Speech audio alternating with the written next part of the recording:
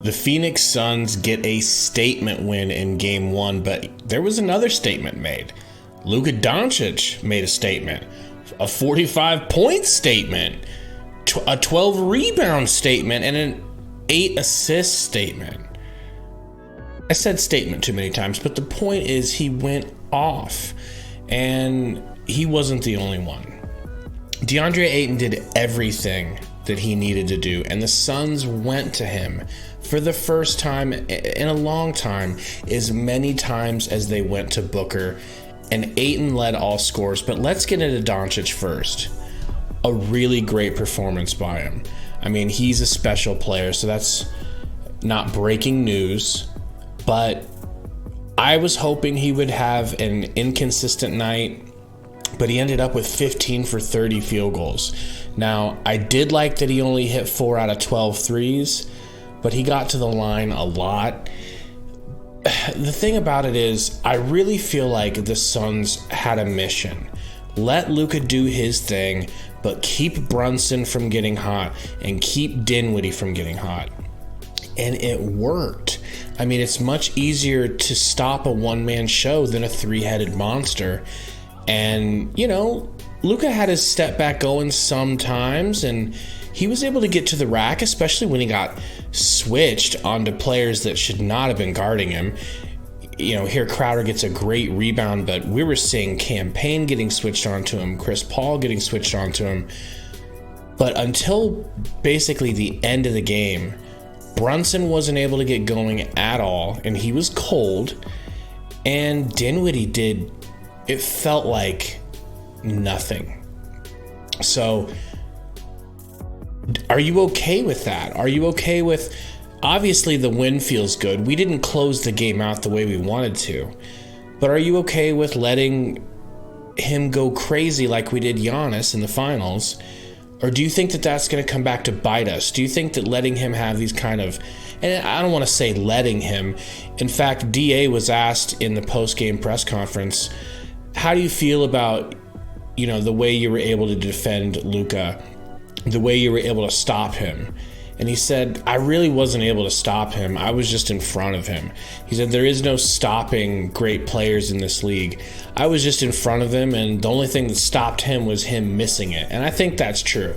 I would like to point out here that during the stream, I freaked out because I thought this was a travel, and no one thought it was a travel with me. So let's take a real quick look here. All right, in retrospect, hindsight being 2020.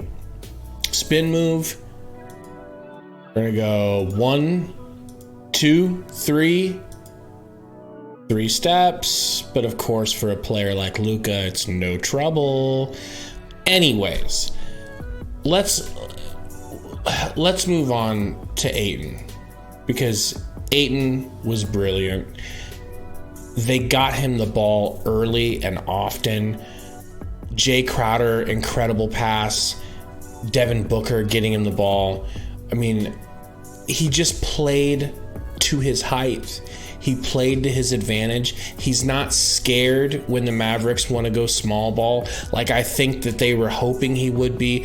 I don't know if they hoped he would be scared, but I think they got really comfortable going up against Rudy Gobert. And I tried to tell Mavs fans, this is not Rudy Gobert on defense. DA can actually close out on shooters and slide his feet.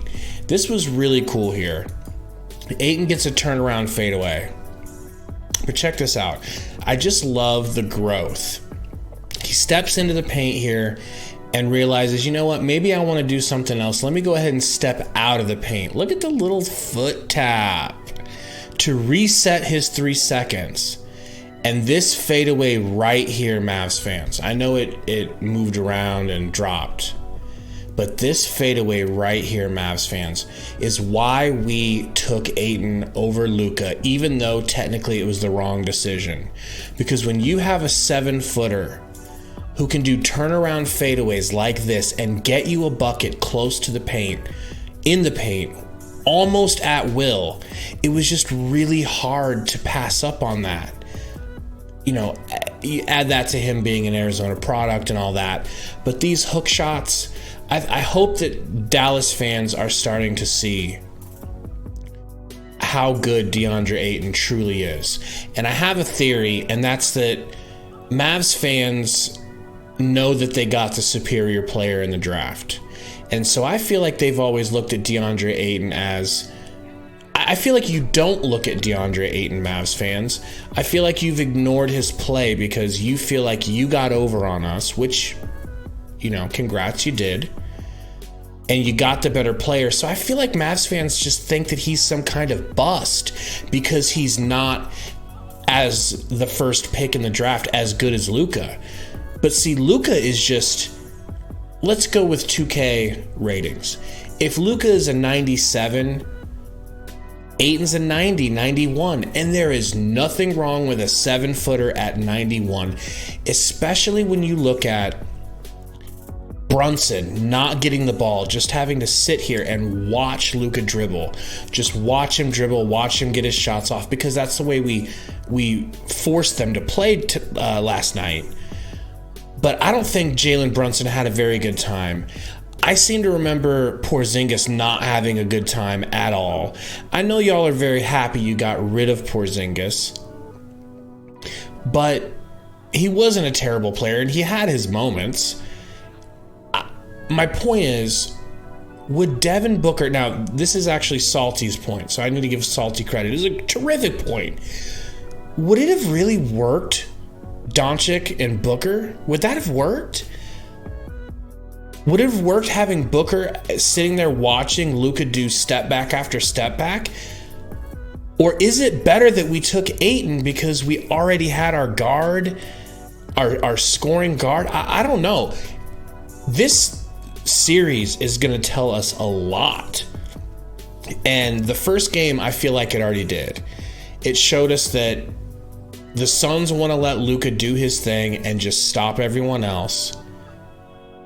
And it showed that the Mavs, much like I thought and predicted, they don't have anything to stop Deandre Ayton. They're going to have to put Boban in at some point just to see if his height can bother Ayton. And I predicted the Suns win in 4 or 5. I got a lot of flack. I'd love to hear from you, Mavs fans. How are you feeling now? Does this change it at all? Are you still steadfast? It's only one game. I'm not sitting here saying that the series is over. Anything can happen. But please let us know in the comments. And guys, hit the like button again, please. And we will see y'all Wednesday. Cannot wait.